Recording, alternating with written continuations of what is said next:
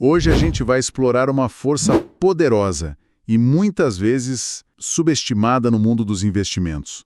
Um conceito que explica como algumas ações conseguem entregar retornos que parecem, quase mágicos ao longo do tempo. E não se trata só de sorte ou de escolher a empresa certa na hora certa, né? É sobre entender um princípio matemático que muitas vezes vai contra a nossa intuição mais básica sobre como o crescimento funciona. Para nos guiar nessa análise, vamos usar como base os exemplos de 4 empresas bem conhecidas. Petrobras, que entregou um retorno total de 2.764% em 10 anos. Um número impressionante. Muito. E tem também a Vale, com um retorno de quase 10.000%, a Sanepar, com 1.522%, e a WEG, com 1.014%.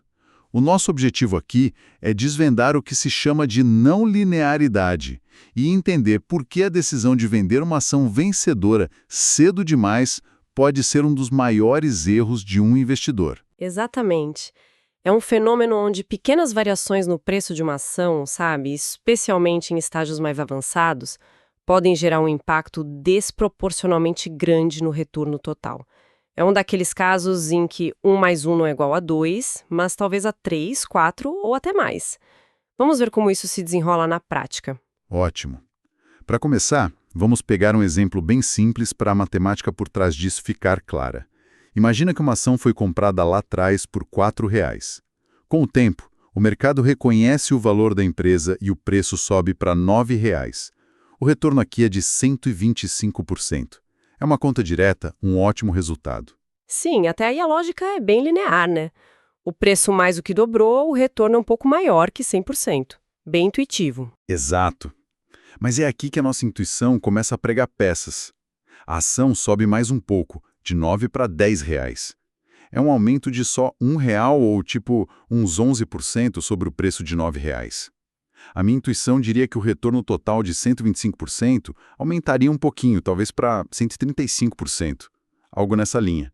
Onde é que esse raciocínio falha? Ele falha porque a nossa mente tende a pensar de forma linear, mas o cálculo do retorno não é.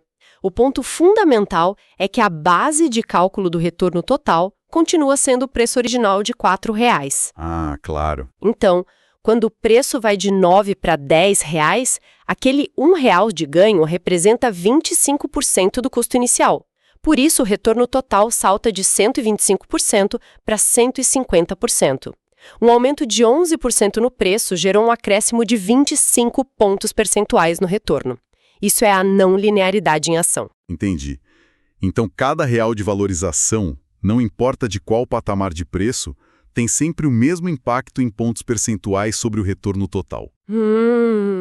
Porque a base de cálculo é sempre os R$ 4,00 iniciais. Esse é o pulo do gato. Uma boa analogia é pensar no efeito composto. No começo, os ganhos parecem pequenos, como uma gota d'água, sabe? Mas, com o tempo, cada nova gota parece ter o impacto de um balde e depois de uma piscina inteira. A causa de um aumento de R$ 1,00 no preço é sempre a mesma, mas o efeito sobre o retorno total se torna cada vez mais explosivo. É essa desproporção que muitos associam à famosa frase de Einstein sobre os juros compostos. Gostei da analogia da piscina, mas ela também não expõe um risco. Se uma pequena mudança, no final, tem um impacto tão grande nos ganhos, o mesmo não se aplicaria às perdas? Isso não torna um investimento mais volátil, mais dependente de acertar a hora de sair? Você tocou num ponto fundamental que diferencia a percepção de risco. No curto prazo, sim, a volatilidade pode ser assustadora. Um recuo de 10 para R$ 9,00 no preço teria o mesmo impacto reverso, eliminando 25 pontos percentuais de retorno. Exato. Porém, para o investidor de longo prazo, a matemática do risco é assimétrica. O máximo que se pode perder é o capital inicial investido, uma perda de 100%. Já o potencial de ganho, como a gente viu nos exemplos da Vale ou Petrobras, é teoricamente ilimitado. A chave é ter estrutura para suportar a volatilidade e focar no valor que a empresa está gerando, não no movimento diário do preço. Isso faz todo sentido. Vamos então aplicar essa ideia aos casos reais que a gente tem. Vamos começar pela Sanepar, com aquele retorno de 1.522% em 10 anos. Os dados mostram que em agosto de um ano recente, a ação estava cotada a R$ 6,50 e o retorno acumulado em 10 anos era de 840%. Já era um retorno espetacular. Sem dúvida. E é aqui que o conceito se materializa. De agosto daquele ano em diante, em poucos meses, a ação subiu para R$ 8,50. Foi uma alta de aproximadamente 30% no preço da ação. 30%? E o que é surpreendente é que essa alta de 30% fez o retorno total de 10 anos quase dobrar. Saltou de 840% para mais de 1.500%. Esse movimento final transformou um retorno ótimo em algo verdadeiramente extraordinário. É difícil até de processar esse número. Uma valorização de 30% no preço foi responsável por quase metade do retorno acumulado de uma década inteira. Isso me leva a uma questão. Isso se aplica a qualquer empresa que sobe ou existe um tipo específico de negócio por trás desses números? Essa é a pergunta crucial. Não, isso definitivamente não se aplica a qualquer empresa. Esse tipo de retorno não linear e sustentado no longo prazo é característico de um grupo seleto de negócios que a gente chama de compounders ou empresas de composição. Certo. São companhias com vantagens competitivas duradouras, como uma marca forte, uma tecnologia patenteada, um efeito de rede, que permite a elas reinvestir seus lucros a taxas de retorno muito elevadas por muitos e muitos anos. Não é sobre segurar qualquer ação que sobe, mas sim identificar e ter a paciência de segurar esses negócios de altíssima qualidade. Então o segredo não é só a matemática, mas a qualidade do ativo por trás da matemática. Isso me leva para o outro lado da moeda. O custo de não ter essa paciência. Vamos usar a Petrobras como exemplo, com seus 2.764% de retorno. É fácil olhar para trás e dizer que foi um erro vender, mas na prática, imagina alguém que viu a ação chegar a R$ 30 em outubro e pensou: já ganhei muito dinheiro, é hora de realizar o lucro. Parece a coisa mais prudente a se fazer no momento, né? Parece. E é um impulso psicológico muito forte, conhecido como aversão ao arrependimento. A pessoa quer garantir o lucro para não se arrepender se a ação cair, entende? Sim, total. No entanto, essa decisão teria um custo altíssimo. O preço da ação subiu de R$ 30 para R$ 35, um aumento de pouco mais de 16%. Mas para o investidor que carregava a ação desde o início, essa valorização final representou a perda de centenas de pontos percentuais no retorno acumulado. Vender ali foi como abandonar uma maratona no último quilômetro, que é justamente quando o esforço acumulado mais se paga. A mesma lógica vale para Vale, imagino. Vender quando a ação estava na casa dos R$ 50 em outubro significou abrir mão de uma parte significativa do retorno total de quase 10.000%. Exatamente. Os dados mostram que vender a Vale na casa dos R$ 50 significaria abrir mão de mais de 700% de retorno potencial que foi gerado logo em seguida. A fase final do crescimento exponencial em termos de retorno percentual é frequentemente a mais explosiva por causa dessa dinâmica. Isso nos joga direto no campo da psicologia do investidor. O caso da WEG é perfeito para isso. Uma empresa fantástica, mas que teve seus momentos de forte queda. A ação chegou a cair de quase R$ 60 para R$ 35. Sendo honesto, ver uma ação que você comprou a R$ 4 cair de 60 para 35 é aterrorizante. O impulso de vender para proteger os lucros é quase irresistível. Como o investidor lida com essa pressão na prática, além de só confiar na matemática? Essa é a parte mais difícil do investimento de longo prazo. Confiar na matemática é fácil no papel, mas no calor do momento, o medo fala mais alto. A resposta não é simples, mas envolve ter um processo. Primeiro, é preciso entender profundamente o negócio em que se está investindo. A sua convicção não pode vir do preço da ação, mas da qualidade da empresa, da gestão, das vantagens competitivas. Faz sentido. Quando a WEG caiu, o investidor que estudou a fundo a empresa pôde se perguntar: a WEG deixou de ser uma empresa excelente? Perdeu seus clientes? A sua tecnologia ficou obsoleta? A resposta era não. A queda era um reflexo do humor do mercado, não de uma deterioração dos fundamentos da empresa. Então é sobre separar o preço do valor? Exatamente. E isso nos leva aos números. Se um investidor comprou a R$ 4,00 e vendeu no fundo do pânico a R$ 35,00, teria um retorno de 775%. É um resultado fantástico, ninguém pode negar. Com certeza. Mas se essa pessoa, baseada na convicção sobre a empresa, tivesse segurado a posição até o preço se recuperar para R$ 50,00 poucos meses depois, o retorno pularia para 1.150%. Traduzindo em dinheiro, cada R$ 1 investido viraria R$ 7,75 no primeiro cenário. No segundo, viraria R$ 11,50. A diferença, gerada em poucos meses de paciência, é enorme. Tudo isso soa muito bem na retrospectiva. E os exemplos são claros. Mas olhando para frente, como o investidor pode diferenciar uma queda temporária numa grande empresa como a WEG de um problema fundamental que realmente sinaliza que é hora de vender? O risco de ficar regando uma erva daninha achando que é uma flor é real. Esse é o trabalho contínuo do investidor. Ter paciência não significa ser passivo. É preciso acompanhar a tese de investimento. A decisão de vender não deve ser baseada no preço, mas sim na resposta a perguntas como: os fundamentos da empresa mudaram para pior de forma permanente? A vantagem competitiva que me fez investir nela está erodindo? A tese original se quebrou, basicamente. Isso. A gestão tomou decisões que destroem valor. Se as respostas forem sim, então talvez seja a hora de vender. Não importa se o preço está subindo ou caindo. Vender a WEG a R$ 35,00 por pânico foi um erro. Vender porque você concluiu após uma análise profunda que ela nunca mais seria a mesma empresa, seria uma decisão correta mesmo que o preço subisse depois. A estratégia não é segurar cegamente, é segurar com convicção e reavaliar constantemente essa convicção. Isso adiciona uma camada de complexidade e realismo que é fundamental. Então, a verdadeira estratégia para capturar esses retornos não lineares é uma combinação de identificar empresas de altíssima qualidade e ter a fortaleza psicológica para mantê-las durante a volatilidade, desde que a tese de investimento original permaneça intacta. Perfeito. E isso questiona frontalmente a mentalidade de giro constante de carteira, de sempre buscar a próxima grande oportunidade. A questão que fica é: um trader que compra e vende o tempo todo consegue de forma consistente obter um retorno anual de, digamos, 32% ao ano por uma década, como no caso da Sanepar, já descontando impostos e custos? A história mostra que pouquíssimos conseguem. É uma batalha difícil de vencer. Lutar contra a matemática da composição e contra as próprias emoções é uma batalha extremamente difícil de vencer. Parece que a analogia mais correta seria de um jardineiro.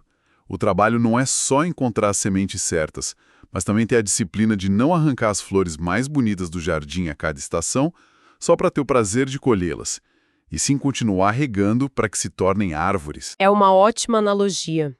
A mensagem principal é que a criação de riqueza no longo prazo vem de deixar o poder da composição não linear trabalhar a seu favor. Isso exige uma mudança de mentalidade, de tentar prever os movimentos do mercado para se tornar um verdadeiro sócio de negócios excepcionais. A interferência constante, baseada em decisões emocionais, é o maior inimigo desse processo.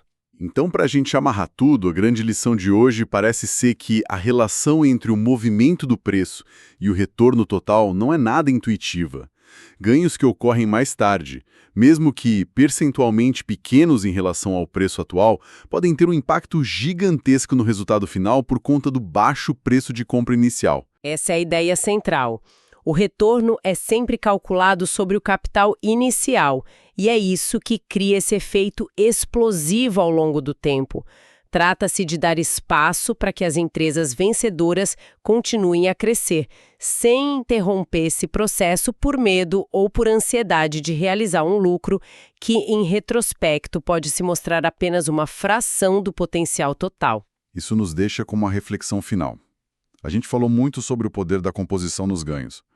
Mas se pensarmos no risco, essa assimetria onde as perdas são limitadas a 100%, mas os ganhos são potencialmente limitados, talvez nos diga que o maior risco para o investidor de longo prazo não seja a volatilidade ou uma queda temporária. Talvez o maior risco seja vender uma futura gigante por um lucro modesto hoje. Você tem uma ação que foi um sucesso absoluto, multiplicou seu dinheiro. E aí, o que fazer agora? A nossa discussão parte justamente da análise desse poder, que é quase mágico, dos ganhos compostos e não lineares. Exato.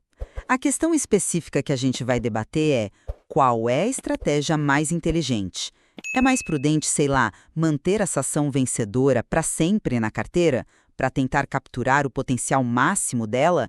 Ou a disciplina de realizar os lucros para gerenciar os riscos e rebalancear a carteira deve prevalecer? Para mim, a resposta está na paciência. Eu vou defender que segurar a posição é crucial, pois é a única forma de permitir que essa matemática não linear gere uma riqueza assim, verdadeiramente transformadora. E eu já vou argumentar que a gestão ativa de risco, o que inclui sim colocar o lucro no bolso, é uma ferramenta indispensável.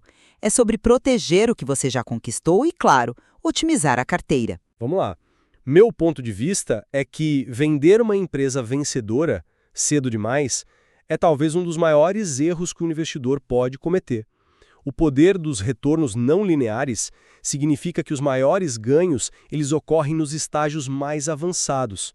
Veja o caso da Sanepar, uma alta de tipo uns 30%, de 6,50 para 8,50 em poucos meses, quase dobrou o retorno acumulado em 10 anos, saltou de 840% para 1.500%. Ou a WEG, onde segurar a ação durante uma queda e esperá-la se recuperar de 35 para 50 reais, transformou um retorno de 775% em 1.150%. Vender antes disso significaria, sabe, deixar o ganho mais expressivo na mesa simplesmente por não compreender que o crescimento não é linear. Certo, entendo. Mas essa matemática, por mais bonita que ela seja, ela ignora dois fatores críticos: a avaliação e o risco de concentração. Uma ação que já valorizou 1.500% pode estar com um preço esticado demais, indicando que os retornos futuros vão ser baixos ou, quem sabe, até negativos. Além disso, e talvez esse seja o ponto mais perigoso, depois de uma valorização tão massiva, essa única ação pode representar uma porção perigosamente grande do portfólio. Realizar lucros, para mim, não é sinal de impaciência, mas sim uma estratégia disciplinada para reduzir a exposição a um único ativo e realocar o capital para novas oportunidades com maior margem de segurança. Eu entendo o argumento do risco, de verdade, mas o custo de oportunidade de sair cedo é, na prática, o maior risco. O exemplo da Petrobras ilustra isso perfeitamente. Um investidor que comprou a R$ 5,00 e vendeu a 30 em outubro de 2020, ele perdeu um ganho adicional de 100% no retorno total ao não esperar a ação chegar a R$ 35,00 poucos meses depois. A ação subiu só 16,67% nesse período, mas o impacto no retorno total, para quem carregava a posição há muito tempo, foi brutalmente maior. O medo de uma reversão leva a decisões que limitam o potencial de enriquecimento. Peraí, mas aí você está usando o benefício da retrospectiva, né? É muito fácil falar isso olhando para trás. Naquele momento da decisão, a R$ 30,00, o investidor já tinha um lucro fenomenal. Proteger esse ganho contra uma possível queda é uma decisão racional. O foco não deveria ser no retorno que se deixou de ganhar, mas na preservação do capital que já foi acumulado. A disciplina de vender quando uma tese atinge o seu objetivo ou quando o ativo fica superavaliado é o que diferencia o investimento da especulação. Ninguém consegue prever o topo. Contudo, o que eu proponho não é ignorar os fundamentos, de jeito nenhum, mas sim confiar na matemática de longo prazo para empresas que continuam a provar sua qualidade. Empresas vencedoras tendem a continuar vencendo. É um erro comportamental muito comum arrancar as flores da carteira para regar as ervas daninhas, entende? A composição não linear, como disse Einstein, é a 8ª maravilha do mundo, e ela só funciona para quem permanece investido. Mas a história está repleta de vencedoras que deixaram de ser. A confiança excessiva no desempenho passado pode cegar o investidor para mudanças nos fundamentos da empresa ou do setor. A análise tem que ser contínua. Se a VEG a R$ 50 estiver negociando a um múltiplo que os fundamentos não justificam mais, segurá-la deixa de ser um investimento baseado em valor e passa a ser uma aposta na continuação do momentum. E essa é uma estratégia muito mais arriscada. Às vezes motivada pelo desejo de realizar um lucro visível, acaba por limitar o acesso do investidor aos ganhos que são verdadeiramente transformadores que só a composição de longo prazo pode oferecer. A chave é ter paciência e estômago para suportar a volatilidade. E eu concluo que, embora seja fundamental permitir que os vencedores cresçam, uma abordagem de investimento sólida exige disciplina e gerenciamento de risco. Avaliar constantemente a carteira, o peso de cada ativo e se seu preço justo ainda faz sentido é essencial. Realizar lucros de forma estratégica não é um erro, mas sim uma ferramenta vital para garantir a saúde e a resiliência do patrimônio a longo prazo. Fica claro que não há uma resposta única, né? A decisão de vender ou segurar uma ação vencedora envolve uma análise profunda tanto da matemática dos investimentos quanto do perfil de risco de cada um. Esse estudo não constitui nenhum serviço de análise ou recomendação. Este é um mercado de renda variável, bolsa de valores, onde o risco é inerente, toda e qualquer decisão é de cada investidor. Um abraço e até a próxima!